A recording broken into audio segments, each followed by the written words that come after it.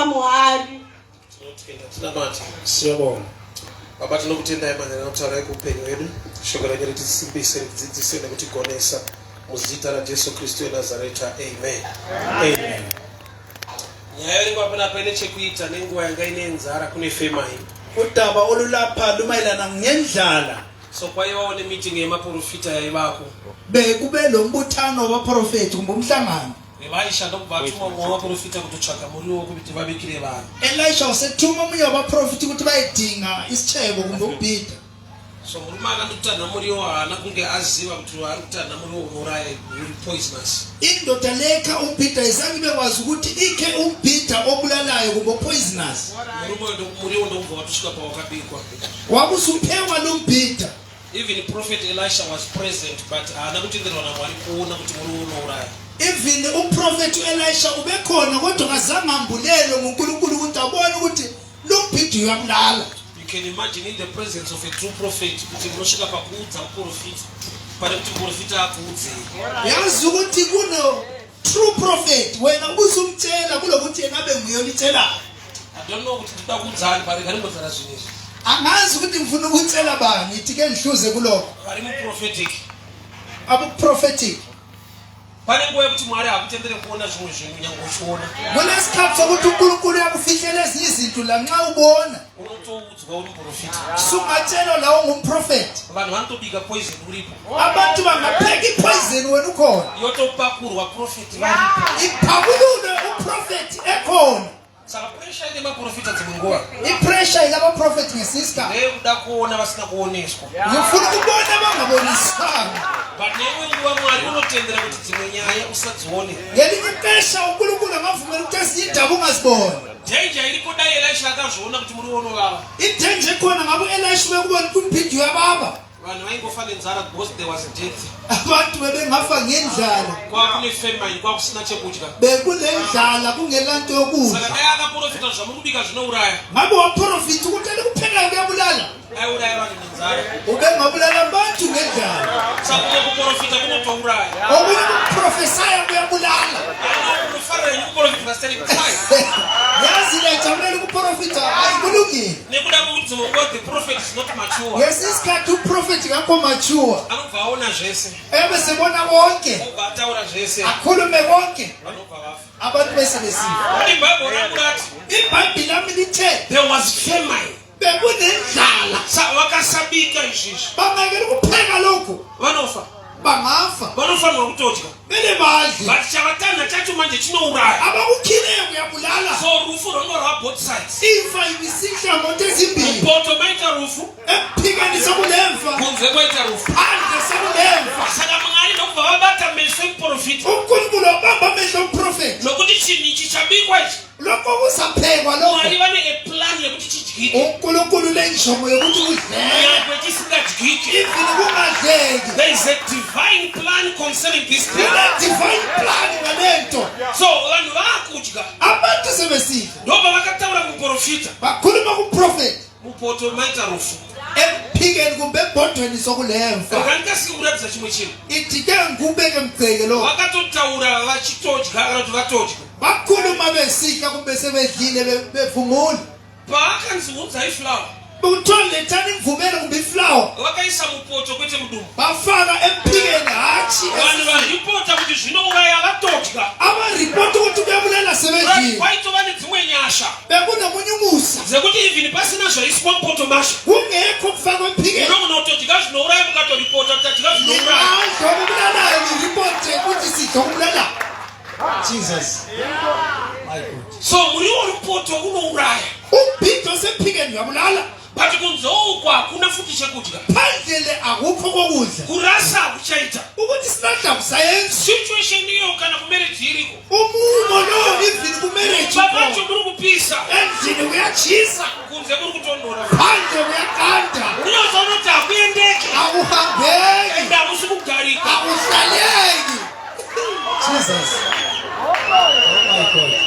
But kune divine plan yaJehova. Kune divine plan kaNkulunkulu. Kuti zvinogadzirika zvakadaro. Akalungiseka kunjalo. Munyika ikonomi inamumira zvakanaka. Ikonomi imama kahle. Kwauda kutizira kwacho kuva vanototizawo futi vachidzoka kuno. Ufuna ukubalekela rufu emphikeni kunemfa uzoku kune xenophobia futhi phandle kune xenophobia washika pa waphelelwa suphelelwe but there's always a divine plan kule divine plan mwari vane kumokuronga kwawo kule nhlelo zakho uNkulunkulu vanonyasha dzasho unomusa wakhona vanhu vari kuripota apa abantu abaripota havana kutarisa mupoto kuti varipota ababheka ngemphikeni vakadya ndokubhalanzwa basha kuti zvatiri kudya izviri poison sikudlaya kune poison lo varume kutowana simba rekuripota kuti tadya poison ukuthola amandla kuripoti ukuthi nokuti vaifanirwa kungowira pasi ndoripoti chaiyo bawele phansi kuti zvatabata zvinouraya esikudlileyo but already panga pane nyasha dziripo kunomusa zekuti nyangwe zvichiuraya even asi kubulala nokuti jehovha une nyasha nemi Jehova unomusa lani sovaripota varipota indaimbotadza kutrasta imwe ripoti yevanhu so yazi bengingakholwa enye iripoti yabanye abantu unonzwa munhu achitaura ripoti yekudai so uyazi umuntu ekhuluma iripoti enje kubasa kwatiri hakuna mali emsebenzini akuna mali but asi kodwa kachiya aiwa usatozvinzwere ukatoti ndirongereiwo ndiuyo kwenyu akuncedise ngibuye anokuti kuti kwakaoma akutshela ukuthi kunzima vatenda kwakaoma musiri kusiya indawo machiya dziriko dzimwe nyasha dzekuti pakaoma kudaro womeko tshalo imba inotovakwa ivhiya mota inotodhiraivha imoto yadrayiwa utadza kunzwisisa wenete kuti kuzisi ingoni vari kuti hakusi kuita utakwenza vati kusiri kuita ikoko omaidziyo khonani kune vanhu vanopupura unabantu bafakaza vakusangana nedzimwe nyasha abahlangana nomusa mupoto mune rufu phakathi asi kudenga kuna jehovha ezulwini kuleJehova ikonomi yakaoma ikonomi asi kudenga kuna jehovha ezulwini saka kulenkulunkulu nyaya iripo manje udaba olukhona aisiye rufu ruri mupoto asoyefese nekuda kwokuti mwari ane divine plan unkulunkulu so nedivine elisha ndokubva ati kuva nawo elisha wathi ebantwini ndipei ufana to give me flower andike ndinike iflawa tikande mupoto siphosele ebhodweni saka nyangwe kune muriwo unouraya imvini kulo mbhido obulalayo chimwe chachiri available futhi okunyade kukhona iflower iflawa ndoida kushandwa nayo iflawa yefuna ukusetshenziswa flower iyi haisiye kuti vadye ayisiyo ukuthi badle ndeyekugadzirisa zvisingadyike kuti zvidyike yekulungisisa okungadlekiyo ukuthi kudleke so ini flower ndinoinzwisisa iflawa ngiyayizwisisa sokuti jesu wandinoshumira ndiye chingwa kuti cheupenyu Yesu ngimthumela isimba sokuphila atigoni kuwana chingwa kana pasina flower angeke sithole isinkwa kungela flawa inother words muprofita ari kungoti umprofeti uthi pangatadza kuona semuprofita engekubona asi jesu akapapinda ipapo Jesu ngagesa saka the one greater than the prophet is Jesus Jesu vakurukana ukasaprofitwa but ukadana kwaari wamasimba ose ungayefisa kuJesu ndinomanokutira zvakanaka mubhaibheri ilendoda engenzela kahle ebhayibhelini mambo anonzi hezekiya inkosi okuthiwa nguHezekiya akaudzwa kuti gadzirira wakufa watshela ukuthi walungiselela susifa ndokubva aenda pakona akanoti mwari wayekhoneni wathi nkulunkulu rangarirai mafambiro andakaita akukhumbuli indlela zami muprofita amuudza death sentence atonzwa kuna mwari umprofeti ozwi-death sentence uzonkulunkulu but ifirst time yandikuona mwari vachihambula muprofita yi-first time ngibona unkulunkulu muprofita achikontrolwa nechaprofita uprofeti ekhontrola yilokho akuprofeti aprofita rufu uprofesa ifa inobva ati echiprofiti ndainzwa yebo ngizwile mwari profeti toda kumboita meeting pano unkulunkulu asike nokuti imimi munodarika zvatauradzanwa siudlula rangarirai mafambiro andakaita mwari ndokubva vaenda kune muprofita unkulunkulu vakati vaprofita type isiriyo profeti type iya haife zvekumhanya yobafilo haitsvage kundiso inotsvaga mwari wacho uthi unkulunkulu hainyengetedze profeti ayeni profeti inoti maprofita ndazvinzwa profesa ati ndaakudai anotuma maprofita mwari rangarirai mafambiro andakaita Jesus. Hey, kana kune chinhu chinoimbarasa kudzokorora kuprofita uchichinja zvaprofita akuna nto embarasa wazi yekuphila unenge une record yekunzi apotse unembhalo ukuthi awuphuthi basa mwari vakasvika pakupotsesa munhu wavo unkulunkulu uyakuphuthisa nokuti kwaprofitwa imwe type uprofita enye type inogona kungokanda joka so kana panetsa jinga uJona ane flower yaanokanda mupoison imo uyaphosela iflawa kupoison profita ndokubva adzoka kumunhu manje profeti waphenduka emuntwini radzaiwa yekufa yachinja emva siguqukile takutotopa mamwe makore sesithophe eminye iminyaka maunza death sentence ulethi death sentence but chamaprofita chacho chimachi elikuprofitile achife zvekudaro akufi kanjani akatozowedzera makore munhu unoprofita siyangezelela iminyaka nekuti ari pakona paanoenda ngoba usekhoneni namwe generation yedu inkinga hatina chikona chedu tinogoda profita wasi asina khona sakabona ukuthi ukura ende uchitofa nokuthi awunapakona pa unoti mwali wangu khona wonke ngoba ndakaona kukosha kwemavya kuti munhu achitsvakire umwari sedunga andinambe kuti kuprofita ndikwa Jehova but ndakuti iwone mabva ako ukaenda pakona ukati mwari meri dzangu haiparari yaprofitwa kudona but ndiri kutsvaka nyasha pachinhu chaprofitwa profit way. My God. so kungena type ya profita haisiyo Uyeni type of prophesy I see you man. Elisha anokutenderwa kuona poison Elisha avunyelwa kubona poison.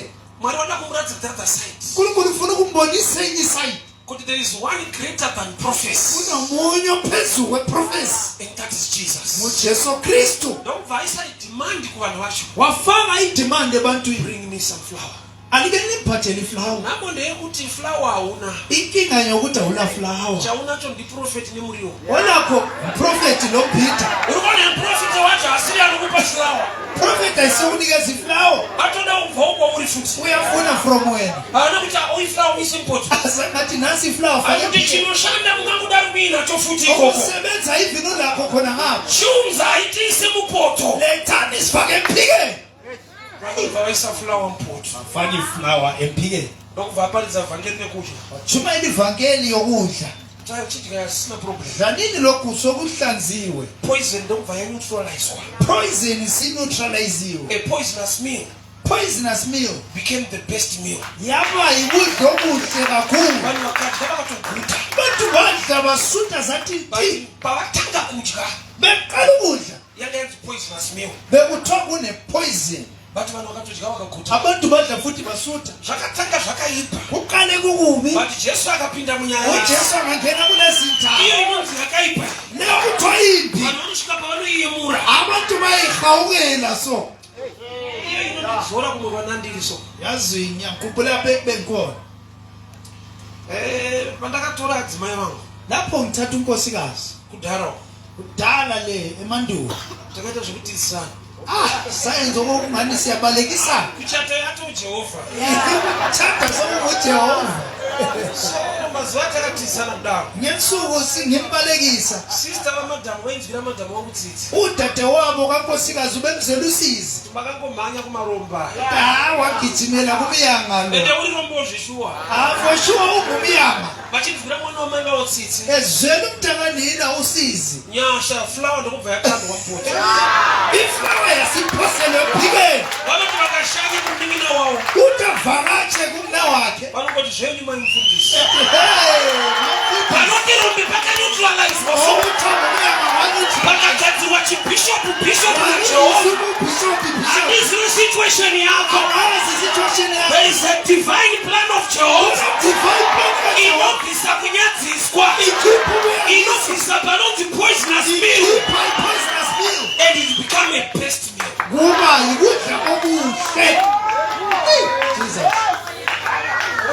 so muprofita haana kutenderwa kuona Uprofeti kavunyelwa ngubona. nokuti akangozviona chete Amaphambi kubona nje so kuphela. kune dzimwe nyaya muupenyu Kunezinye indaba empilweni. sei mwari vasina kutendera kuti tione zvinhu izvi Indaba uNkulunkulu engavumelanga nokuti ukubona. dei wakakasika kuzviona Ngabe waphangisa ukubona. waigona kutiza Ubungabaleka. but uzoti watiza wakuri Subalekile sukhathana. uzoti dei ndakangoti shingeibisha Ngabe ngaqinisela manje. nokuti kune zvimwe zvinhu zvichanaka Kukhona kuza kuba kuhle. zvisati zvanaka Okungakabi kuhle. sapakudiwa insurance sungurira Ukubekezela. pakudiwa kuziva kuti mwari unochinja zvinhu Ukukhalipha ukwazi ukuthi uNkulunkulu muriwo uyu unouraya uphithu yabulala. ende chanishamisa apa Okumangalisayo. kwakune femai Bekunendlala. kune drought hakuna mvura Kune-drought akunamanzi. but type yemuriwo unozongowanikwa manje Kodwa i-type yombhido otholakalayo wakanaka umeri nguva yedrought omuhle awumili ngesikhathi se-drought. panotomera wacho unotouraya Umila futhi umbhido obulalayo. kuti urufu rwanga rwauya iri double Impifa ibisiku iyayidouble kuti portion. ukasafa nedrought Ungayekela ukufa nge-drought. yokurayira impoto Ngiza kubulalela ebhodo yenu. Jesus. satana netsika yekudawo Sathane nomkhuba okwenza njani? aikunetsa usati warohwa Ubekuhlukulusa ungakalotsholi. ndiye anokutamira wamumarriage Uyakuthayimela suku-marriage. anoziva kune vanhu Yazi kunabantu panotangwa nyaya yeshirikadzi nxa kukhulunywa ngumfelokazi iye hasi shirikadzi yena asimfelokazi asanorarama zishirikadzi uphila njengomfelokazi muri mwana yebo bati muri mahana ulindoda akala yena unayo kodwa John 4:24 uJohn 4 Jesu akati mukadzi ena unoshedza murume wako uJesu wathi kuwesifazane biza umkakho ndomukati andina wathi angina sanza utaura chokwadi wathi ukhuluma iqiniso kuti wawinayo wathi olayo asiri akayisuyi zvinoita kugara nasiri uyenza ndoba ndakatoidzikirawo mubhaibheri ayizwe lebhayibhilini kuti wane murume ungaba lendoda uchitoshuvira kuva ndi murume ufisa ukuba nendoda kutoita shirikadzi chaishana ube ngumfelokazi iko kumba kune munhu endlini kunomuntu mukadzi akakura kusvika pakuziva owesifazane wakhula wazomba kwazi so attacking life iriko athake empilweni ikhosi satani aikunetsa uri rovha satani kuhlupha ulilova akakutera kubasa wakulandela emsebenzini shandira mahara sebenzela mahara problem yako akusi kutsvaga basa inkinga isikudinga umsebenzi kutoshiya kuti uri kumboshandirei uswele ukuthi kanti vele ngisebenzela panotaurwa kunzi gore wakaitei ukhuluma ukuthi umnyaka wenze unotonoti aya mashoko anorwadza anobohwa amazwi lawo abuhlungu ayamfasuza tiri kushanda edu but hatisi kuzviona siyasebenza kodwa sikuboni so the devil ane attack in every usathi level every area uyaliswa kuyo yonke but there is always a divine plan une-divine plan mwari ane nyasha unkulunkulu nomusa kune feva inodyarwa najehovha kunefeva ehlanyelwa kuti unkulunkulu vasingagamuchirike nhasi abangamukelike iyo but vakasangana nevhangeri rakristu rikavanatsa rikavagadzira abahluza libalungise emekedzeka bayahloniphe Jesus kuti unyatsotisesa ndomuri uye unouraya tresa ukuthi yiwuphi omulalayo vanhu vanenge vakunanjira abona abantu sebenambili vatizipika anenge akutsvagwa parowa poisoni baba kune poison ukuthi awuyipoison nekuda kwekuti kune flawa yakana ukuthi kuneflawa ephose ebhodweni so nhamo yatiinayo manje inkinga esinayo mukuoma kwezvinhu izinto zinzima ziwomile flawa hapana asinayo iflawa shoko hapana izwi asinalo shoko ramwari hapana izwi likankulunkulu akula shoko ramwari mumunhu arimo izwi likankulunkulu emuntwini zero mwari unoti vanhu vangu vaparara unkulunkulu uthi abantu bami sebebhidlikile nekuda kwekushayiwa zivo ngenxa yokuswela ulwazi izivo yeyi ulwazi lwani eshoko rake izwi lakhe vanhu vari kuparara abantu bayabhidlika kwete nekuda kwasatani hathi ngenxa kasathane satani mudiki sathane mncane satani unototrasta ignorance kuti abatsire kukwata sathane uyatrust ignorance ukuthi usizwe ukuataka I love this statement and it's true. ngiyayithanda le statement The power of the oppressor is in the mind of the oppressed. amandla alo oncindezelayo aphezu kwengqondo kalo oncindezelweyo Ngona munhu akangwara akatifunde anonitsodzvanira. umuntu ohlakaniphileyo vele ngani ufundileyo Ndaiona yaitwa kune imwe nyika inogoreso. ngabona yayenzwa kweminyaka kwenye Vanhu ilizwe vaiti vakada kuti chigurupu richorwa vanhu. abantu bebethi iqembu leli funa ukuyatshaya abantu le Avaine kutora vanhu muuniversity nekutorera vanhu. abathatha abantu eyunivesithi ukuthi sitshayelana abantu Vanotoziva kuti uyo anofunga anobvunza kuti indau. ayawazi lo uyacabanga uyabuza ukuthi yindawo Unotsvagwa anongoudzwa kuti uripo.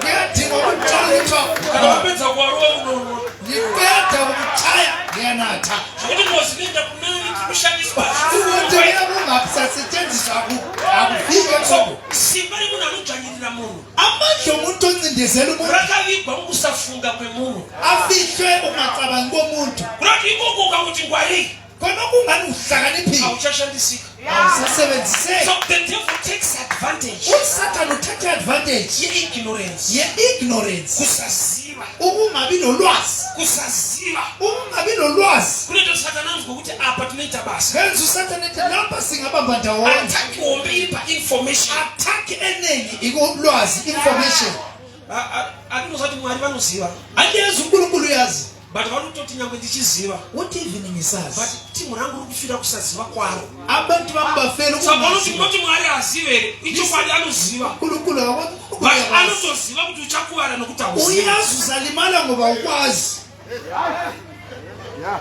Inzwa hama dzangu. lalelani sihlobo Kuverenga bhaibheri hatisi chipo chido. ukufunda ibhayibheli asosipho kodwa ikuthanda Ichoice. yichoice ukuzikhethela And chinoita kuti sareke kuti muone kuti bhosi handirinzwe. okwenza ungalifuni sometimes ungathi angizwisisi. Do you know ukuthi kusalinzwa kuna-attracta mwari? Uyazi ungalizwa kuya-attract uNkulunkulu. Muranda wakanga asayivele ngasinganzwa. Inkebu ibibala kodwa ingezwa. Mwari wakanzwa kuti hasikunzwa. uNkulunkulu wazi ukuthi ngezwa. Kusanzwa kunento kuti mwari akunzwe. Ukungezwa kwenza ukuthi uNkulunkulu amuzwe. Watumirwa Philip. Wathunyela uPhilip. Kurati mwari vakaona shungu vanoririsa yo. uNkulunkulu akabona ukutshiseka uyarelease uncedo. Ibaba chini cha usina. Even into enongelayo. Ayisithi chechechi. Ayisikipa sethetha kusikhalenda. Isho. Ilizwi. Rikatunzi mbaramo alisirako nderenyu mesi Mr. Mrs. Izwi selikhona ngelani lonke Mr. Kwamuri Mrs. ndilo chintu chisina value stereki. Yini into engenavalue kakhulu? Amuna. Alilazwi. Jesu wakakunda Satana achiti zvakanyorwa zvichinzi. uJesu wanqoba uSathane sithi kubhaliwe kulotshiwe. The devil respects information. uSathane uyahlonipha i-information. Jesu atotsanya Satana akauya. uJesu ezilile uSathane wafika. But fasting haisi information. ukuzila ayisona information. I-right action inodiwa mkingdom. yi-right action efunakala kukingdom. But haisi information. akusi information. Jesu achitopedza kutsanya Satana akauya. uJesu eqeda kuzila uSathane ithutshwa. Jesu haana kuti ndarowa 40 days ibva pano. uJesu azange ethi ngichaye 40 days usuka lapha Sathane. Aiti zvakanyorwa. uthi kulotshiwe kubhaliwe kudhiwa. So test ye-information. i-test yolwazi kumbe information Open door for attack kana usina. yi-opening door ye-attack nxa ungelolwazi. Loti pamwe pacho paunofunza kuti uri kunyanyorwiswa. lapho cabanga khona ukuthi uyaliswa. Uri munhu anorwisika. ungumuntu olisekayo wena. Paunoti varoyi vanyanya. abathakathasi bebaningi kakhulu. Iwe ndiwo wakatonyanya kuroyika. wena nguwe okuphindwe kabili. Ndinari kutodzidzira kutozvati unoroyika. nofundela ukuloya uyazi ukuthi Nokuti simba raMwari ririko reprotection yako. amandla kaNkulunkulu akhona protection yakho. But nokuti auzive. ngenxa yokuthi awukwazi.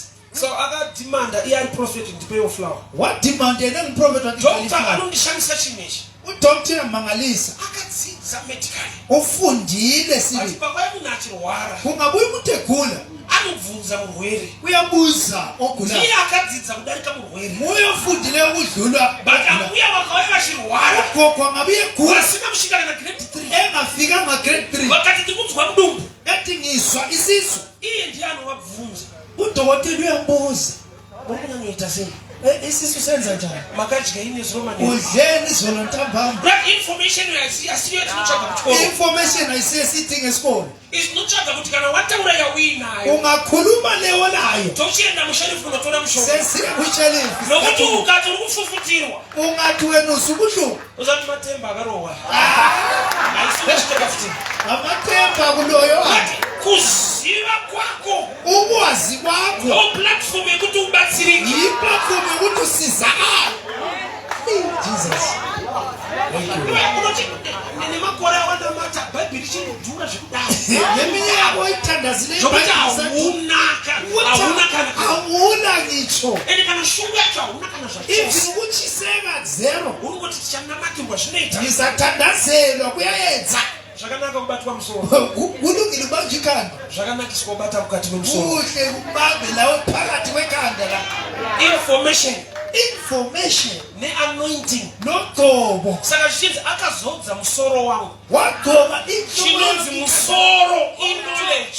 ikhanda The yinowledge. anointing comes upon information you carry. ugcobo luhamba phezu kolwazi oluthweleyo. Anointing yakafana nefuel wemota. i-anointing ifanana lomhluzi wemoto. Mota ngeswa futhi engisina engine ayimuve kana 1 cm. imoto ingafaka ifutha engingela Zozo injini. linogona kuzara but parisina engine mukati. ungaqala ngogcobo uthungela injini. Ukazwa Mwari achiti vanhu vangu vari kutobvuma kuti uri wake. unkulunkulu esithi abantu bami But uyavuma. ari kutopa testimony yekuti muri kukuwara. unikeza ubufakazi ukuthi liyalimala.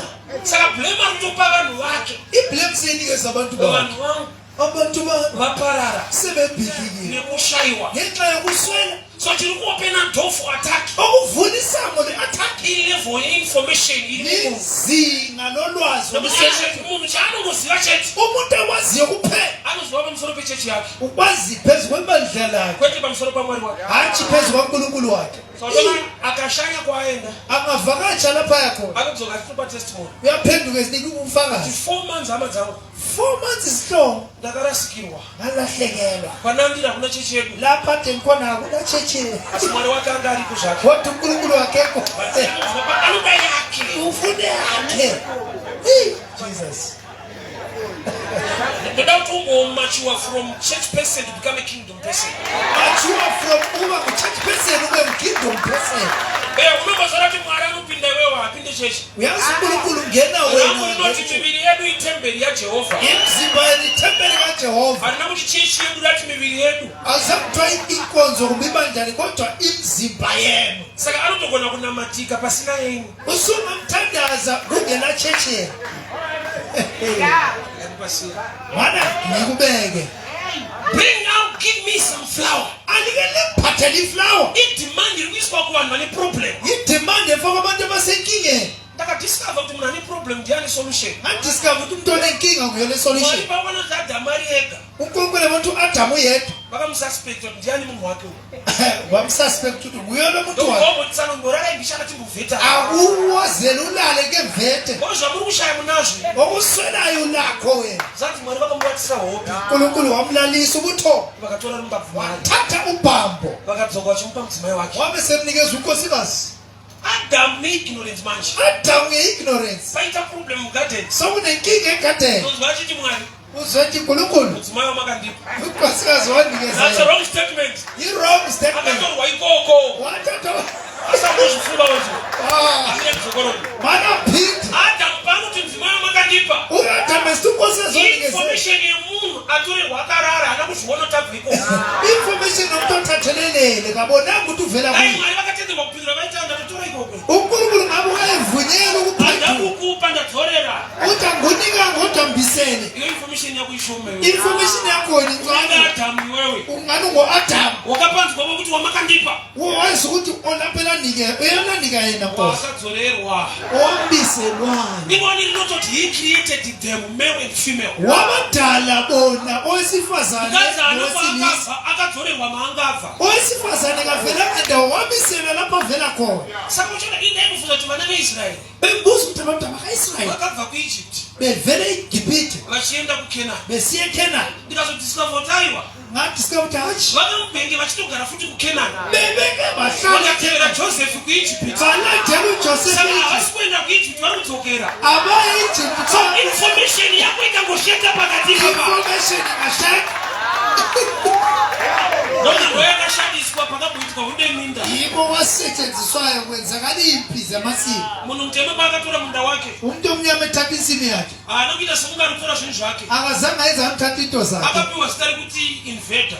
Wanikezwa igama lithi inverter. Gamba akainverter munhu akauya muno akatorera vanhu vacho. Uba-inverter umuntu wabe wathathela labo bantu. Varungu vakatoita kuuya sauzvizive. Amakhiwa ayenza okokuyisa. Havana kuuya neminda vakatorera vanhu muno. Amabuyanga namasimba Haisi athathela politics kungokuvhura brain bicha. hayi so politics ngiyavula nje. Pavakauya vakatorera vanhu minda. Babuye bathathela abantu Saka vanhu amasimba. pavakatora bheki minda yavo. Abantu sebethatha bheki Kunenge hakusi kutora zvinhu zvavo. kwathiwa abathathi into zabo. Ivo vakashandisa izwi rekungasi zvedu. Bantu sebesizwa Kuti maakuinverter. Kwete kuti seli-inverter. maakuriposesa. Hathi ukuthi seli-repossess. Saka ukaita hasha but hausina information yakati Ngaba nolaka kodwa awunayo information. because kutorerwa kwatakaitwa kwakutambira zvakanaka. Ukuthathela esakwenzayo bakwamukela. Kunongobva kuti mainverter. Asizange sibathi ma-inverter. Akavati mafama. Sathi ngamafama. Information iri powerful. Information i-powerful. Ndozvinoita kuti Adamu ati mukadzi wamakandipa. Adamu uthi umfazi wanikeza yena. Adamu kwanyatsogaya mushenya yena. Adamu ungalubheka kahle lolu daba ulucabangisise. Akatorwa ikoko. Wathathwa khona ngapho. Ndaye wakanzwako mukadzi wamakandidzorera. Ngabe uthi unkosikazi alambizela Kodwa yena. ngara ndinaye. Ngoba ngihleli nginayo. Kusaziva kuti ndinaye azvino kuti handina. Ungazi ukuthi ngilaya akutsho ukuthi angini. I always tell people this. Ndakaita grade 7 1999. Ngayenza ugrade 7 1999. Tainyora yenzi content. Siloba i-content. Saka kune question yekuti name 2 countries musadaki dzine diamond. Kuthiwa kunombuzo othi name 2 countries esadaka ezilama-diamond. Ukavela Namibia kana Botswana vaikumakira. Ungabhala iNamibia, Botswana bekumakele. Ukangoti Zimbabwe Ungathi Zimbabwe vaicheka. bebekukansela. Mamwe madofu akatenderwa fanomaka. Mabona Iyo muZimbabwe kune diamond. eZimbabwe kuna-diamond na. Unati kana ndaifanirwa kutoita. D. ngalahla ke one Right, month ndakati itwa ndofundisha shaka. Mapoints anokutwada izvezvi. amapoints ndiyafuna But kune watakatendera kuti chimagira vamwe iye asingazivofu. esavumela ukuthi asimangele Saka life inozvairi. impilo injalo Unomakirwa upenyu nemunhu asingazive plani yaMwari. ukuthi alaphani kaNkulunkulu So we're not whose report do you believe? iripoti kabani I was oyiphilisa a poisonous meal. You are the best meal. Ile yekuti divine yaMwari usati wasangana nayo. awahlangani Vanhu nayo vachadya vakatofara. bazakudla Vanhu pavatanga kudya vati tinofa. beqala ukudla Asi basiya Mwari ane nyasha dzake. uNkulunkulu nomusa wakhe Hakuna munhu wemangamanga. akekho umuntu wamangamanga Jesu tisingazivi chaakaunzi mwana Mwari panyika. yiko singaziva kubethwa Munhu uNkulunkulu unoti haana basa ndiwo usina basa rake. uNkulunkulu othi akala msebenzi Akamunzi ane divine assignment yake. Tile divine assignment Saka muriwo unovava. umphithi uyababa Muriwo unouraya. umphithi uyabulala But tikaurega todii. singawuyekela bese senza Yafunukisa pakona zvekudaro. impilo kufaka ekhoneni kanjalo Kuti basa racho ndikasiya ndozvidii. kambe ngachiya umsebenzi bese Haisi kubhadhara. kusebenza ubhatali But ndikazosiya manje. ngingachiya manje Ndozoita sei? bese ngisenza njani Murume wacho anonetsa. umkami uyahlupha But kunzauko kunotonhora. phandle kuyaganda So life inokisa pakona. impilo yakufaka ekhoneni But uri pakona ipapo. kodwa usekhoneni khona Panodiwa fulawa yeshoko raMwari. kufunakala iflawa yezulu Panongotorwa zita raKristu. kuthatha igama likakristu Rokandwa musituation yemarriage yako. iphosele kusituation emarriage Panokristu munhu. akukusho umuntu Fight inomira program inokushintsha. ifayithi yami iprogramu iyatshintsha Pasingadiwa munhu panodiwa munhu. ongafuni umuntu ufuna umuntu Saka kuti Jacob pakasangana nemutumwa. uJakobe ehlangana lesithunzi Akatomboita prayer kuti God save me from my brother Esau. wake wayenza umthandazo Nokuti Esau aitouya kuti arwe naye. Esau belandela ukuzokuza So akaita prayer kuti Lord save me from Esau. waba nomthandazo uNkulunkulu ngilwela from Esau Ndokubva aburuka. wabe sesehla Ndokubva arowa Jacob. chayo uJakobe Ada kubatsirwa. efuna ukusizwa Denga ndobva ramurowa. izwi But lamchaya process kurowa kwake. iprocess yokuchawa kwakhe Akabva achinjwa zita. waguqula igama Zvanzi hausisiri Jacob awusenguye Jakobe waIsrael. sungu-Israyeli Saka Esau anotsvaga Jacob. Esau udinga uJakobe Zita riri kutsvagwa rabviswa manje. igama elidingwayo Vese selikhethiwe muri kutsvagwa iwewe nenhamo zita rako rikangana muna Kristu rinobviswa. igama labo lingakristu liyakhitshwa Bhabha rinokuti pavakasangana lapho behlangana zvanzi Esau wakamubundira munin'ina wake Esau wamgona akamutsvoda. wamqabula Why? Because he is no longer the same person. akasenguye lowana Haasiriye waumutsvaga. ayisuye omdingayo Nokuti encounter yaaita nedenga encounter benelezulu yaita sekunge yamukuvadza inganemlimazile but yamurwira. kodwa imlwele He is no longer the same person. akasafani njalo hayi god So Mwari ane tsika nkulunkulu nomkhuba yekungozviega zvichivava kuyekela kuke kubabe kuitira kuti kana mazoguta nxa susuthi musazofarisa kunge awungathabisi munogona kubika. ngani niyakwazi ukupheka Nokuti makabika poison kudhara mega. ngoba wenipheka ipoison So kana maguta manje nxa selisuthi unenge bangotarisa kumusoro. selikhangele ezulwini Hamuchaudzana kuti panapa tinogona kuzoda resipi hapana resipi. lapha siyakwazi amaresipi Ukaandastenda nyasha dzaMwari ungazisumusa unofuratira kuchenjera nekugona kwako. unofuratela ukuba Unyatsoona kuti dai asiri Jehovha. ufana ukuthi abe ngayisiye jehova Dzangu ukafamba mutaundi manheru so zihlobo lingahamba edolobheni ntambama ebusuku dai zvaitenderwa hazvo. ngabe bekuvunyelwa Woenda netochi. hambe nje Woona timhera rakamira murodhi rere. ubone iqembu lena elime emgwaqweni Uchitarisa kumeso kudai. ulibheke ebusweni Uchanyatsoona kuti panze apa pane vanhu wena. uzabona uphandle abantu wena Vanhu unozoona kuti hasiteki yepanze. asotaipe phandle Uchikumbeni teki yosiya kumbo. ukukhomela Unozoona sakanyasha dziri kushanda zvishuwa. siyasebenza Panze pane munhu.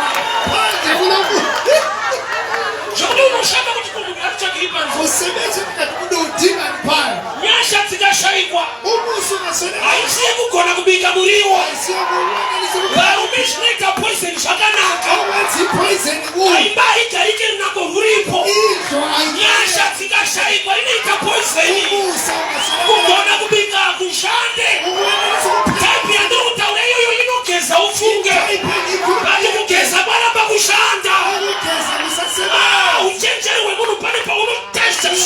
kushanda. Khalipha komuntu kuyaphela. Saka kuta zvenyu. Yebo ngamasuta. Usazonyepera nguotha tuma recipes so. Lingakambamanga ngama-recipe. Sakala zouraya izvi. Kuyabulala lokho. Dayisiri flower asiri Jesu apindira munyaya. Abasi Jesu kumbi-flower. Saka ipapo kuti munhu anofanirwa kusiya kufuratira kuchenjera kwake. Kukhona ukuthi umuntu kumele afike achiye. Mwari wangu kuda kwenye kuitwe. Unkulunkulu intando yakho Ngaifambire ngaikudzwe. idumo malimisele Nokuti kunzoku kwakaoma. phandle Upoto maita rufu. ebhodani Asikurano ndichiri kuda. ukuphila Saka nenyasha dzenyu Mwari wangu. wemusa wakho ngiyaphila I will not die, but I will live angifi to ngizophila proclaim the goodness of the Lord. ukukhona lobuhle bukankulunkulu Zvinouraya kunyika zvakawandisa. okubulala emhlabeni kuningi Kwete nekungwara kuti sei wasevhekayo. hatshi ngokukhalipha ukuthi ndakuseveni Aone maholidhe vanopa vanhu yambiro, don't drink and drive. maholide bayalinikeza izixwayiso linganathi Vanenge vane mwoyo nevanhu vanomwa straight. bangani bathanda abantu Isu tisinganwa hatina uningi yatinopiwa izvi. thina singanathiwa Akabasa nesu. anamsebenzi Vanoudza zvidhakwa zvavo izvi. batshela izindawo Kuti musanwe fambe kushe. linganathi hayi hambani kahle Ko isusu. ngathi thina ke But atozodiscover manje. discover manje Kuti kusaiti kwedu kunoda imwe futi. esayidini ethu kufuna kunye Kuti fambe nenyasha dzamwari. hambani nomusa kankulunkulu Uri right. waburight uyafa Watumwa uri right. uyatshaywa imoto uburight Mapolisa wanyafumezha unisona kuti munhu angari right. amapolisi emeshe kuti umuntu beright But ndiyatofa. kodwa uyosefile Uyu ndiyari wrong. lo wrong But chiripo. kodwa ukho Life is down. impilo njalo Nyasha dzamwari zikashayika so. umusa ungaswelakala Intelligence nekugona kwese kumushayi wasimba. ukukhalipha lokwazi konke kuswela amandla Samunyika mune rufu. emhlabeni kunemfa Ruku kutsvaga izvezvi. imfi yakudinga Pawakatokomborerwa ipapa. lapho busiswa Satanani mukana wakakura wokukukuvadza. usathane nethuba elikhulu lokukulimaza Aida kukura kuti ufamba netsoka. efuna ukubulala uhambe ngenyawo Kana wakutodriva zvawo wesika. xa usutshayela wes Mahedhoni apere. amahedhoni Nokuti izvezvi as a sign. njengamanje njengomzekeliso Usati wani motika kudai. ungakabi le moto Uchitofamba mutauno. uhamba nje Utobeta mahedhoni netsoka zvayo. Ungatsona kutosvika. Munhu anengozvipa. Kutodhumana nemunhu hedhoni zvayo. Saka nakangokubila kuti akadriva nokupedzisa. alidi ukuthi ungatshayela nyakuqedisa hayi bo Mukuru tikashayiwa flower mupoto. singaswela iflawa ebhodweni Tikati kuti kabacha atichada. ukudla kwakho nasabuni Nzara yakatigarira futi. indlala isilindile phandle Mupoto unodanyasha. ebhodweni kufunakala umusa So Mwari ane divine plan. unkulunkulu une-divine Zvimwe plan zvese zvakapera. okunye konke kuphela Chikafu chese chainetsa kuwana. ukudla kunzima ukuthola But flower haina kupera. kodwa iflawa kayiphela Tsitsi dzake umusa wayo ihuru. khulu His mercy are new each and every day. umusa wakhe Zvimwe butsha zvese zvingadarika. okunye But ukachemera kunyasha dzake. ukakhalela umusa Icha nguva nenguva misi nemisi. isikhathi sonke Saka kushayiwa nguva yekuenda woti Mwari ndiwanireiwo nyasha. ungaswela isikhathi sokucela umusa kankulunkulu yes lord Unanenda kunohodha zvake muBotswana. umuntu uhambayo wode ebotswana Adzoka pabhodha panetsa. ephenduka ebhoda sokuthi emfike Ngoba anofana umfundisi namatrishini zvangu zvabata. sefona mfundisi hayi The same person anakunamata kuti ndakunohodha. azange acela ukuthi angazeliswa Kuti ndozvigona.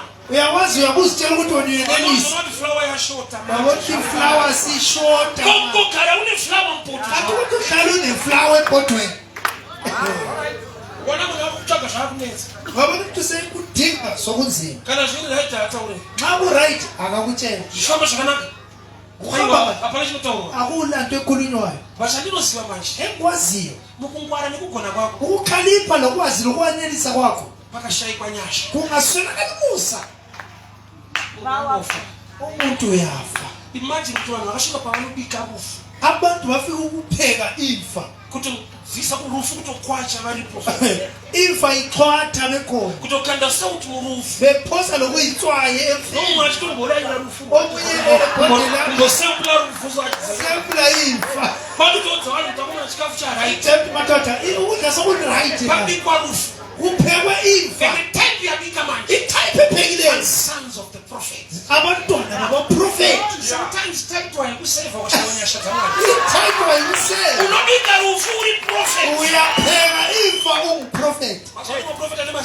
Abaprofeti sebenamagama amaningi. Prophet bazooka na grenade. Nokibikira rufu.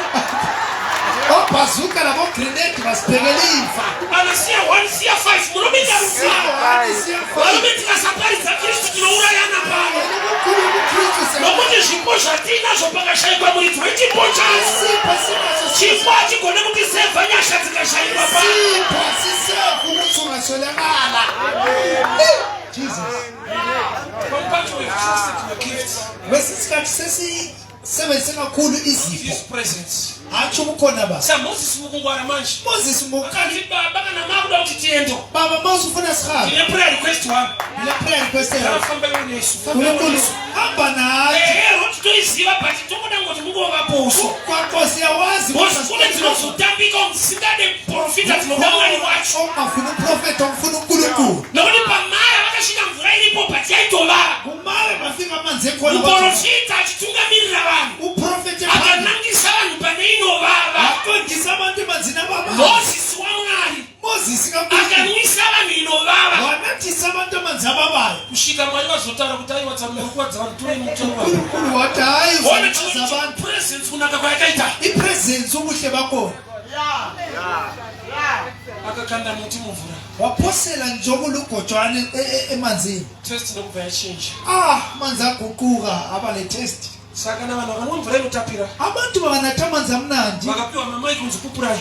Banikezwa amamayiki ukuthi fakazani. Baba vedu Moses. Ubaba wethu Moses. Situation yabva yachinja. Isituation ibisitshintsha. Rega ndiudze. Mani nditshela. Moses aenda kuseni. uMoses uhambe emuva. Naiye zvazvatoumawo. Kuye sokunzima. Iye atoti baba tinokuvara pasari. Wathi baba siyalimala emuva lapha. Do you know zvinhu kushandira Mwari nekushanda naMwari? Zinto ezimbili ukusebenzela uNkulunkulu nokusebenza naye. Zvinoita kushandira Mwari. Kuyayenza ukumsebenzela. Asi chakatangisa kushanda naMwari wacho. Okuhle ukusebenza naye. Why nokuti kana umirwa unomubvunza toita sei? Nxa sokunzima uyabuza. But kana uchikushandira unombotraya. Nxa ukusebenzela uyakuzamazame. Profita Ezekiel akambobvunzwa naMwari pamupata. Ezekiel bake bambuza. Mapfupa angararamerai. Amathambo la angaphila na. Haana kuti Ishe ndoda kudeclare. Akati ndimi munoziva. Ndinoprofita but iyi situation iyi baba. Yakuda kuti ndinokutotaura. Ndinokutotaura zvakafunga semunhu. But stage yasvika mabhonzo aya. Stage samathambo lawa. Pani profeti kutaura. Akusafuni prophet. Vada kuti imimi mundiudze zvekutaura. Ufuna wena utshele ukukhuluma. Tikasaudzwa zvekutaura tagara tiinazvo. Simangela ukutshela ukukhuluma vele tinasila. Pane kuti vhangeri ribve kumusoro. Kuti ivangeli vele phezulu. Rokunotobva kumusoro. Selingavela phezulu ekhanda. But zvinotora vanhu vati kurei kuziva. Sokuthatha abantu abatekhuliyani ukuthi Ndiri babe. harisika kumusoro ndiri kumusoro. Phezulu lekhanda. Asavadiki vanorongoti powerful. Abantwana bangathi powerful. Kounoziva difference yacho. Ungayawazi na i-difference. There was death in the pot. Kunemfa There was ekhona. also famine in the land. Kunendlala kunendla. Title, sons of prophets. Ititle ikhona abantwana babaprofeti Havana kunamatira poto. abathandazelanga amabhongo. I love and respect prayer. Ngiyathanda umthandazo. But situation sei manje. Kodwa ku-situation enje Hapana kunamatira poto. akufuni ukuthandazela ibhongo. Bada kumbotaura nemunhu. Ufuna ukukhuluma. Vakuru shoko munarerera Kristu. Madoda So izwi the situation yakuda kuti udeclare kuti haunodhai but haulii. situation kurukuita unodai. Wanamatirwa but pakuda munhu anonamata. Thandazela sokufuna umuntu Pakuda sedunga munhu umbotaura una Mwari wako. ufuna ukhulumela uNkulunkulu Iri wakho. mupoto mako iyi. Esebhodeni yakho Inoda flower yaunokanda iwewe. ifuna iflower moyiphosayo wena. Kare Kudala ndiri mudiki. sesemncane Ndaifunga kuti mapiritsi anorapa. ngicabanga amaphilisi ayelapha. Ndozvandaifunga. Ngangikucabanga lokho. Kusvika ndazodzidziswa mbichana so. Ngafundiswa kancane Kunzi munhu mukusikwa kwake umuntu kudalwa kwakhe ane a system inofighta zvirwere. une system efighter. Saka mapiritsi paunoanwa Xa unatha amaphilisi anonoshanda nezvogara zvichishanda mauri. asebenza ngalokho okuvele kusebenza Saka kuwo. muchinzi wachiti HIV hairapike. Yikho uzothiwa i-HIV What ayilapheki. HIV chayakaita? HIV yakwenzayo Yakanoataka system yako yatshaya amasotsha omzimba kuti ikumuviri iite khu. ukuthi chayiku bayinofana ukubathela ngekutoro bayiwe ukuthi kusizi chaya wena saka wachita hizo logic bathi yiko kuthiwa yela phe wazi umuntu kutara aphe ukuthi umntayela lokho ane system uneto tara pick yiko mana ne system system website not my white blood cells ukuthiwa ngama and white fight some disease saba unono amaphilisi unatha amaphilisi aende kuchimwele akayi anaenda kumasonja yamili aya kumasonja umzimba wazorumeta labda kushinga bana mune madoda sifuna kule problem la abantu anaenda kuchimwelo la masonja yiwana system yako isystem yako inotambira kusimudzirwa iyayamukela ukuphakanyiswa saka kana usina system man awungena system azvite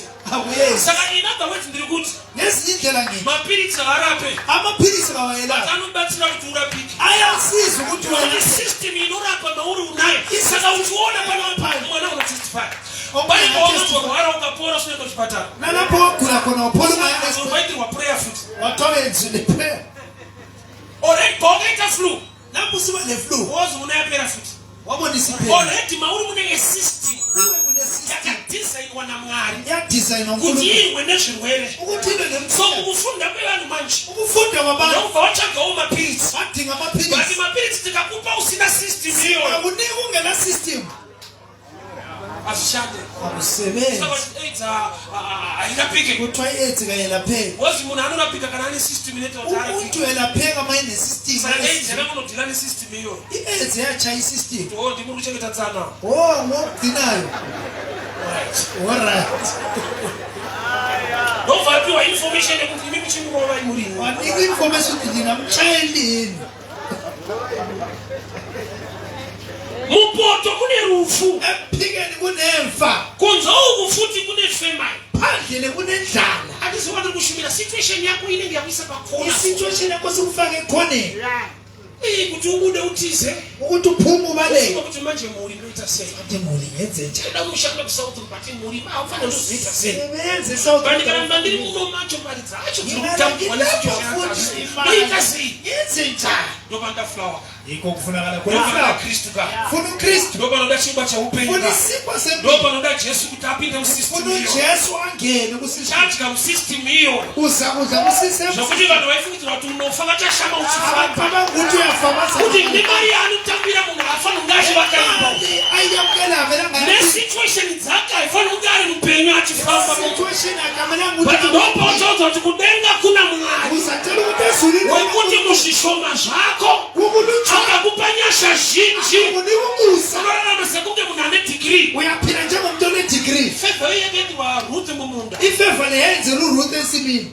waiva mutemo bekungumthetho kuti shirikadzi nenherera owesifelokazi kana nentandane vauya mumunda bangaze ensimini havasi mahavhesta ayisiwa abavunayo macleaners yiwo kuthiwa ngamaglina vanonhongerera zvasiwa badobha okutshiwe kodwa havasi first class ayisiwo first class ma-rejects ngama-rejects vanonhonga zvasiwa nevanhu vari kuhavhesta badobha okusaleleyo saka ruti akauya ari eglina uruth weza edobha masha okusaleleyo ndobva dzamuloketa ari eglina umusa wamlokhethe bozi ndokunoudza vanhu vari kuhavhesta ubosa watshela kuti abantu hakuchasiya zvemisteki alingasatshiwo itosiyai zvemaune kureva kuti ndine umwe havhesta ari kulainire maglina nomunye uharvesta akufanirwa kurarama semi pakari kumashure ile njengani kodwa nyasha dzakabata ruti umusa vanhu vaishamisika tiringadofotese yebo vatari kuvakaimba maraitora kupi nokuti maglina vaita mitini yavo but vaishamisika mumitini palunch mumwe ari kurova sausage poloni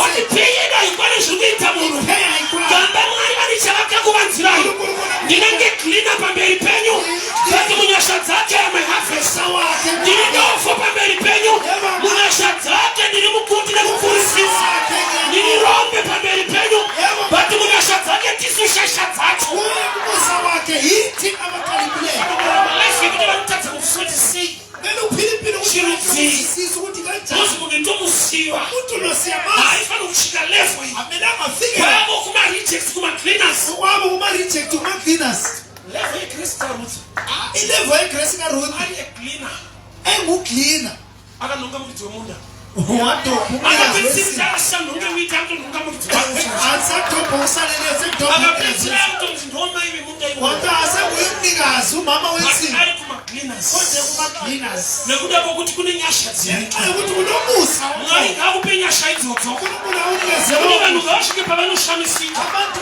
nokuti zvikasashamisa mwari paanobata panoshamisa kuita kwake kunofanirwa kuvhundutsa vanhu zvekuti vaseta kuti taakusina poison zvakanaka tatora vachanzwa testimony yekupoison kuti kuno tiri kutoguta musalari shoma kuno tiri kutovaka musalari shoma. The race is not to the swift, not the battle to the strong, but the time and chance are given to all. Yes, Lord. Thank you, Lord.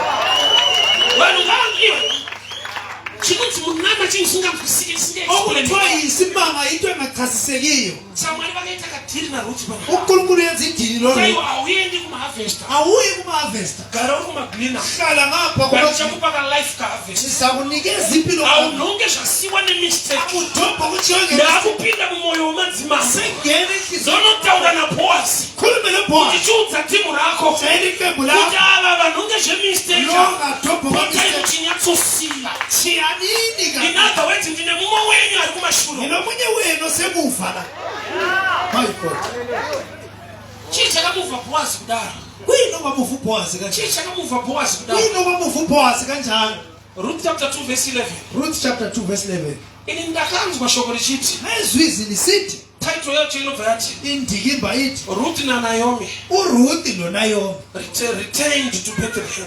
babuyele eBethlehem Saka kati vamoruputsa chirungu bathi because pana ari kuya for first time ka khona ubuye kokuqala haisi returning I saw ari it kuritena oritena Naomi uNaomi bandikazodiscover manje kuti discover chirungu chiri correct ayisikhiwa sikho vese they were returning bonke bebesiya sei mfundiso yaibva kumoab asina kubvira uya kuno indaba loyivele moab Ruth 2:11 inoti Ruth 2 Boaz achitaura naRuth bonke khuluma loyo ndakanzwa yeswa mabatiro awaita mwene wako indlela ubamba ngayo pakafa murume wako kusifa kuti Ruth asatauya in person uRuth engahamba akauya in character wabuya akangotambira kubheterehema ikoko ndozvapa Boaz kuregera kutambira vasikana vari kuno nokuti kune musikana waanaye mumaindi kune mvana yari kurespekta nekuziva kuti kune munhu ane sound character even in hard times ari trustworthy nyangwe afirwa nemurume pane kuti ave bitter she was still better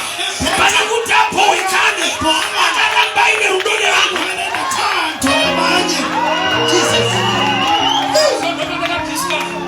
discover khona ndikausati waenda lapho ngakayikhona wakaenda sofika kudala kausati wasvika wewe lapho ngakafiki khona kune vanhu vane ripoti nabantu abaneripoti unhu wako yokuthi bakho saka unouya waakuzadzikisa lapho ubuye sogcwalisisa une ripoti yakatotungamira uneripoti ekokhelele saka unopfugama tinoita pureya kuna mwari uguqa ujika mwari vasati vanzwa munamato unkulunkulu engakwazi ukuthandaza vanotanga vapiwa ripoti yechiri kuita munamato uyaqala ukuzwa iripoti yalokho okuthandazayo ndo zvakapaka jesu yikho okwanike ujesu kukoka zakeu baba zakeu ukunxusa uzakhewu endlini kazakhewu anonoti achisiti vanhu ichozvo wabona ukuthi alesasisinto muenzi haakoke mulidzimemba kumba kwemulidzimemba omzeni jesu ngewanxusa efanirwa kukokwa nazakeu kumba kwazakeu ujesu wemela nxuse vadinda jesu anoti buruka tiinde kumba kwako ujesu ndiyehla sendlini yakho jesu anoti kukoka zakeu kumba kwazakeu ujesu senxusa uzakhewu endlini kazakhewu shungu dzazakeu ndedzekuona jesu ukutshisa kwazakhewu ubona ujesu jesu haana kuona shungu chete ujesu ngabona ukutshisa ane zvaakaona khona kubonayo zvanzakeu waitoka ake mumuti uzakhewu ekhatha esihlahleni mumuti wemaonde esihlahleni nokuti maonde zvaakaita isihlahla lesi akatsvukira kunzewo uyabona mukati ane masvosve phakathi kunobunyonga saka zakeu ndo zvaari uzakhewu njalo kana ari kunze kwemba anoda kuona jesu ayephandle kwendlu ufuna ukubona bati ujesu mumba ari corrupt akaba mari dzevanhu jesu endlini ukhona saka mukati make makaora phakathi kwakhe saka kubonile jesu ari kuti nyaya yako ndaiona mumba odaba lakho iwe uda kundionera panze ndoda kukuonera mumba ufuna ukubona phandle vanhu vanoona kunze mwari anoona mukati ufuna ukubona phandle sano tikasaenda kumba vanhu avatorerwe mari panapa nyaya yangu nasaka ikaperera pamuti vanhu vanotakura pano saka jesu pavakaenda kumba ujesu esiyendlini jesu aidya nazakeu ujesu esidla nozakhewu haana kubvira muparidzira azange amtshumayezi zakeu ndiye akangodhomoka ega uzakhewu waqala ukuvotomoka yena Why zvakanaka kana zvasvika zvisina kunaka zvinotama. Character yakachinjwa nepresence yaKristu. Saka anotora mari dzavo. Sebisela vantu mali zavo. Saka akazvidiscover nawo. Emva kudiscover. Vamwe vanhu vari kuparidzirwa dzimwe nyaya dzakawanda. Abanye vantu avafu kuchoma izindaba ezinenge. Siya zvakati rega zvakati. Siye unje nokunje. Mupe Jesu uone. Nikezwe Jesu kuphela. Jesu akatora ushe imo. Jesu akathatha unodziona pega tichita ndichazvifarira. Uyabona ekadana Why? Because iye kana akutungamirira mauri sekukela uye anokuchinja from inside. uyamugugula from inside. Jesu anogara mumba zvake. uJesu sehleze endlini kaZakhewu. Ari busy kudya. Uyadla. Akaona tsana wakanda musuwa pasi. wabona asephosa umsuka phansi. Mari dzanina dzanzana hayi dzakadai. nazo ezabantu ha. Paunotora zvakasadzvandara imari dzavanzisi. imali zabantu zonke Unodzorera izvizvi. sesiyabuyisela. Wariparidzirwa here evhangeri. uthunyezwe na His presence.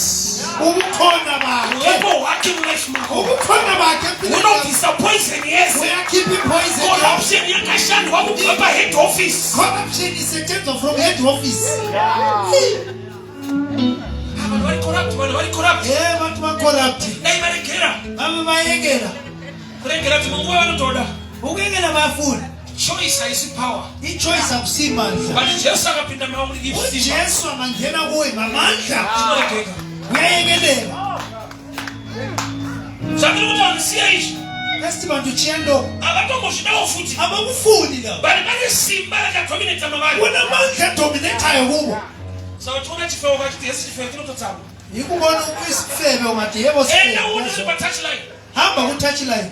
Uye maswera sei. Ihondo. sifebe But uchokajani. ipokamira basa pacho. Ipicture yekuti handizvide Mwisho angufuni kodwa ikukhona. vavhanya ndikonzotsi wasweleni. Iwisi. wena sela utshona njani ngomsindo. Anoba. uyathoba. Vati kuti vavafa. bathi kuthiwa sela Kureva kakhulu. kuti ndozvaari hazvifarire. yikho into efuna But kakhulu. kune simba rinopusha chinhu ichocho. kafuka leyo Saka nto. tikashayiwa simba raKristu. singasela amandla kaKristu. Muno unoramba uri poisonous. awuphindi yali poisonous. Usatry kufraya. ungazama ukufraya. Ukachirira poison inotsva. yebo ungatshayi Yacho poison. yane resistant manje. sometimes ine resistant. Waida kuta kuba munhu akatambudzika so. manzi abantu umuntu angakhathazeka. Haiti zvawakadzikadzi zimwe. ayenze wesifazane lokhu. Shikakazonzwa imwe nyaya kumareni kwandaita. azwe enye indaba kumalayini ngalo. Munhu masina mari. enye indoda engela mali. Akapedzika atora matenesi adzimai ake. wathenga Girlfriend. Baba kune imwe giving iri too much. Iye ari kutadza muchechi mafanisa. Avapa girlfriend matenesi amadhamu baba. Izvi kuti vanhu havasi kuura nekuti havana mari. Uye vakutora iripo yacho. Kune simba iri munhu. Rekuti akashayiwa Jesu. Izvi munhamo macho atopefoma. Zvakuti ushava kuti nenhamo yese yakuzviitirei. Maybe amandatendera straight.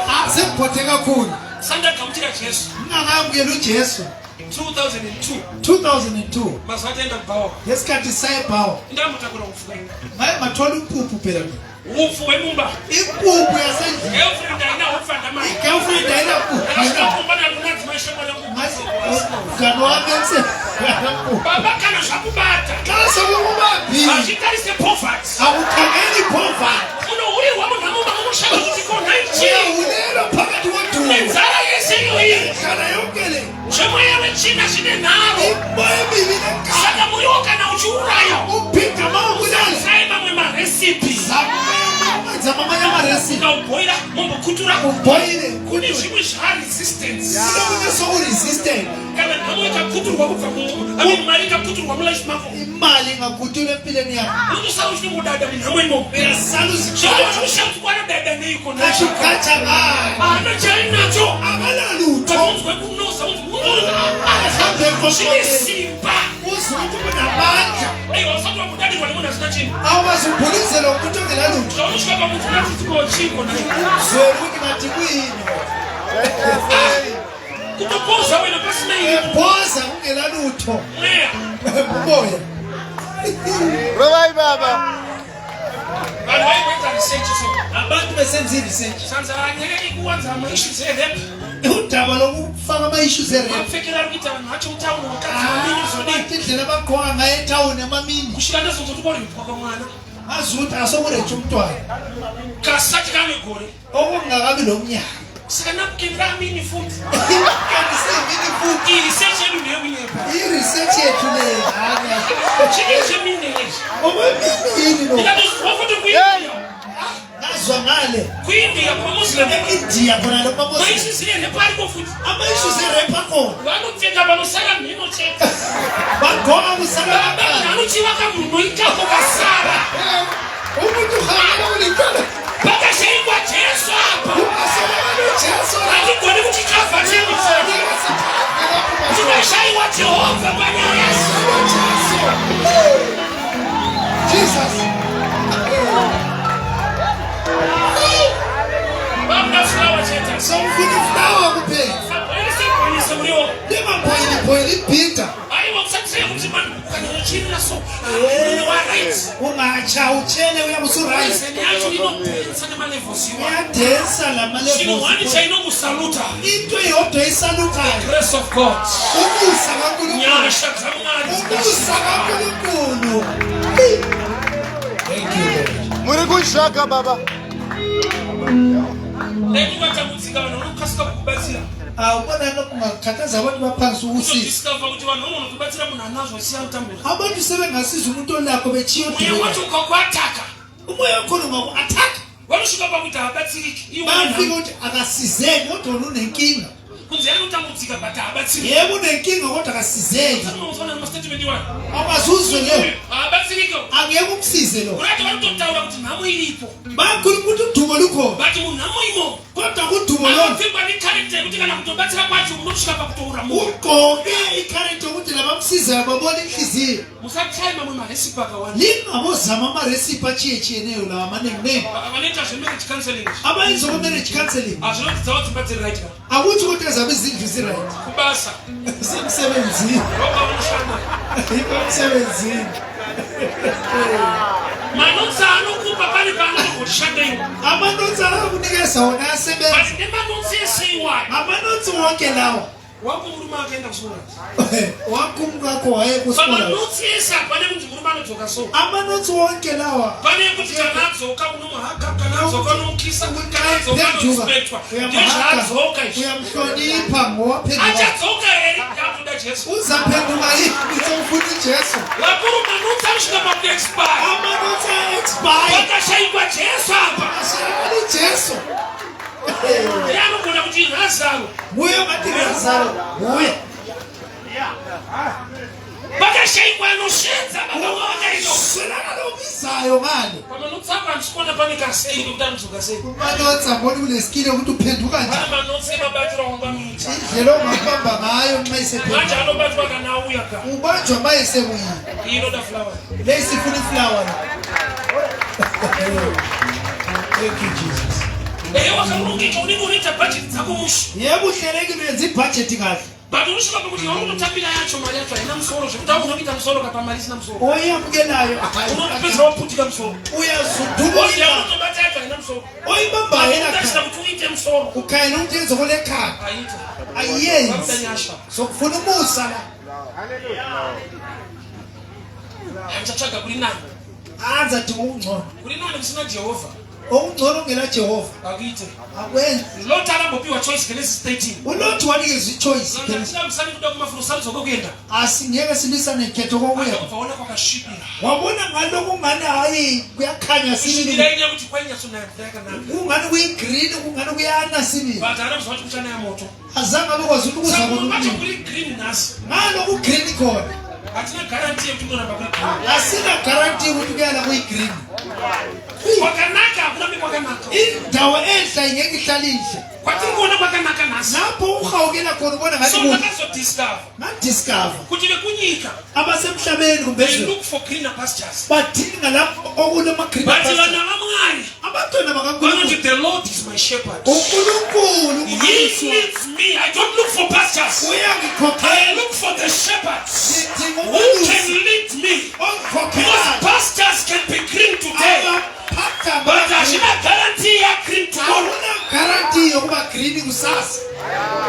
Yes, Lord. Nevanhu vari kurikreta. Silabantu abaregretayo. Kuti kwawakaenda pakugreen. Lapho usiya khona beku-green. Vakasvika munhu yari right. Wafika umuntu e-right. But asisiri right. Akasekho right. But akatishatuwane zviri right. Yena kungekho right. But zvasina guarantee. Kodwa bekungela guarantee. Loti akazobuda achimhanya asisina kana mukadzi. Unoti waphume egijima mombe dzacho dzabvira pana Abraham kana 1 mombe. selibhatshula akasela nkomo. Kana tipoti kana spoon akatobuda achimhanya. Akasela tipoti, akasela spoon sekisa pana Abraham kuwanda kwezvinhu. Okukhiphe kwa-Abraham izinto kade kuwanda kwazvo haisi guarantee. ukuba lento eziningi ngaso guarantee. Kusvika ndakanzwa kuti mai Bill Gates vakarambana na Bill Gates. Ngezwa ukuthi umama uBill Gates wayelana noBill Gates. Ndakati dai varisiswa ungaipupurisisa vanise kudanda kuti Ngabe kudade vantu wenza nobana ngoko. kuti mari haisi guarantee yemarriage futhi. Ukuthi imali aso guarantee yemarriage. Asakunozviti vari Ukuzwanga? mai Bill Gates. Mrs. Bill Mushocho Gates. ndautadza nemari yeziyo. Ukuthi awumuzise nguyiswele ngemali yonke. Ilandzadza dzangu ndaita mukaiwa. Mina ngusisi wabhengaye. Sisi ndopekufira. Sisifela khona. Pandipana nota. Saka mari pakatoshaya futi Jesu. Imali ungaba layo kodwa ungaswela uJesu. Unotorongedza wena. Awuyapakitsha amazipha. Ndingathi muna kurongedza kana nhamo yenyanya. Ngangithi umuntu uyapakitsha amawuduko Both solulimi. sides pakangoshaya mwari. Both sides ungaswelakala uNkulunkulu. Urugare nenhamo itora attack pachazo. Uhlala nodumo i-attack. Itori poison. Mari yamunamatira. Yi-poison imali Mwari oyithandazela. tinoperfect ine mhuri yedu nemhuri yedu. Busisa Unamato wevanhu vasati vaibata. ngumthandazo abantu abangakayibambiyo. Ukaibata unotsvaga imwe mhuri futi. Ungayibambi yathi ngenye imali futhi. Hauziva kuti inototaura futi mari yacho. Awukwazi ukuthi iyakhuluma imali. Apa ndochiri kutaura hipo pa. Wena Kana ngokhulumayo. yapo mune makutaura iwe ukataura iwe utaura. Xa isikhona la iyakhuluma la ukhulume. Pese kune poison. Wonke kune-poison. Breakthrough ine poison. Breakthrough ine-poison. Nokuti breakthrough ukashaya discipline. Breakthrough ungaswela i-discipline. Inoita breakdown. Iyaba yi-breakdown. Chaunonamatira kuti dai mwari akuitira. Okuthandaza ukuthi uNkulunkulu ngabe kwenzela. Pendera prayer yako. Woba betha Kuti iprayer. mwari mukuita kwazvo. uNkulunkulu kwenza kwakhona. Ramba iwe mwini. Yala unami. Nokuti Jehovha vakashayikwa. uJehova angaswelakala. Good life can be poisonous. I-good life ingaba poisonous. Good life. Amusati manzwa munhu anonzi nachiremba chiregera kudya izvi neizvi. Awungazuzi umuntu othiwa ngudokotela ungasadli lokho nalokho nalokho. Kurambidzwa kudya nekurwara. Ukwanisa ukudla ngenxa yokugula. Ichi chinoda kudya unzi chimira. Ufuna ukudla kuthiwe mani. Andakaona kuti anachiremba anorambidza zvinonaka still. Odokotela bayanisa kumnandi. Amene kunenge kumaka kuti kokomira. Kokomizwa muchini. Koko mana. Ichi kubva unzi mira. Koko isindifana kuthiwe mani. Zvakanaka ufuti hazvina kunaka. Okudla ukokudla. Kwada nyasha. Akufuna umusa la. Kwada nyasha. Kufuna umusa. My God. Mupoto mune rufu. Emphikeni kunemfa. Kunze kune rufu. Phandle kunemfa. Murugare mune rufu. Ekuhlaleni kuhle kunemfa. Lapho kune rufu. La ngapha kuyangeni kunemfa. Uneshoko ramwari une fly. Hlala kulezwi kaNkulunkulu neflower. Zvakanakira munhu ana mwari. Okuhle kuhle emuntwini onoNkulunkulu. Nokuti pane zvinoitika mukunaka kwazvo. Ukhona okwenzakalayo ebuhleni bakho. Munguva kuti wana nguva yekutoya kuchechi. Oyisikhathi uthola isikhathi sokuza echechi. Pane stage yaunosvika mukubudirira. Kule stage oyifikayo Yekuti unotoita kufonera tichiri kupinda tese. uyafonela Unoita busy zvokuti namwari vachokushanda time. uyababhizi ukuthi uyaswela isikhathi sikaNkulunkulu. Mupoto mune rufu. Hayi emphikeni kunemfa. Munyika mune feba. Emhlabeni kunendlala. Murugare mune maproblems. Ekuhlaleni kuhle kunamankinga. Munamo mune maproblems. Ekudubekeni Saka kune munguva dzese. nesikhathi sonke Gara uina Jehovha. hlala kune Jehova. Jesus. Toda kuti namati. Funa ukuthi sithandaze. Kuti mwari your presence in my marriage, in my business, in my family. I-presence yakho kumele Kunaka kwazvo mwari flower ngairambenuka. ebuhleni bakho. Shoko renu Kristu ngaramba ime. Izwi lakho Nokuti mupoto munobikwa kunzi vanhu vadye. Munogona kubikwa kunzi vafe. Mupoto ye-financial breakthrough. Munogona kucreatiwa divorce nasatani. Mari yako baba rako ona zvisiri. Munhu yako imo munogona kusiyana. Murugare futi munogona kusiyana. Kwese kune rufu. wonke kunemfa. Jesus. Oh yes, Lord. Tambura steering unogona kuromba.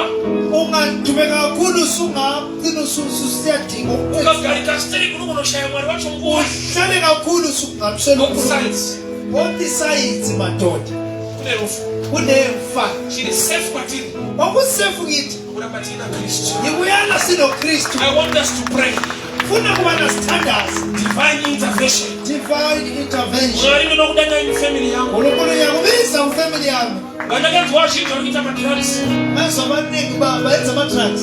anti madrugs anodhura Ama-drugs ayadula. ari kuitwa nevanhu vane mari Ayenzwa abantu abanemali. saka mari ikati wani unokunotoita zvemadrugs choukatsakuitaneza Imali ungayenzwa ngama-drugs. kurugara uku makamirirwa futi nemadrugs Ukuhlala kuhle ngalo umelelwe ngama-drugs. kunhamo makamirirwa nekuba nekuvenga Uzinkinga umelelwe yikutsotsa. kurugare makamirirwa nekuabhusa pfuma yacho Uhlala uku-abuse inotho yakhona. vanozvati vanhu vakambogadzira mwari Abantu bake balungisa unkulunkulu. vabudiswa namwari muegypt Bekhitshwa unkulunkulu e-Egypt. vakagadzira futi mwari mugwenga Balungisa unkulunkulu mwari enkulu. vakamugadzira nei Bamlungisa ngani? nemari Ngemali. vakapiwa goridhe Banikezwa igolide sezvipo njengezinto. vari mugwenga vakagadzira chimombe chegoridhe Balungisa golden inkomo yegolide. mumari chaimo unogona kushaya mwari chaiye Imali ungamswela unkulunkulu. makamirirwa nasatani zvipo zvamaoko Ewe musathane izipho zesandleni. Funa ukuthi sithandaze. mwari ndibatsirei uNkulunkulu usiza. mukufamba netsoka mune nyaya dzirimo Ukuhamba ngenyawo kunendaba ezikhona. kana wakudhiraivha mune mabhebha anotakurwa imomo Xa usutshayela kunamachera kwese kusaidha munotombomira mushi imasayithi wonke ahamba the kahle. presence of the lord Ukukhona bukaNkulunkulu. divine intervention Divine intervention. mwari pindai mumari dzangu uNkulunkulu ngena ezimalini zami. pindai mumari dzangu mwari Ngena ezimalini zami. ndikaibata ndibate iwo Ngingayibamba rambai makandidzikamisa mukuwana yana umenze ngizotha. rambai muineni mwari Yano nami uNkulunkulu. poto mune rofu Emphikeni kunemfa. konze kune rofu Konke laphandle shekeraramisa ndikristu okuphilisayo nguKristu. let us begin to pray. Father, we thank you for your word. Thank you, Lord. We thank you for your grace. We thank you for your favor. Nguva yekuwana iva inene.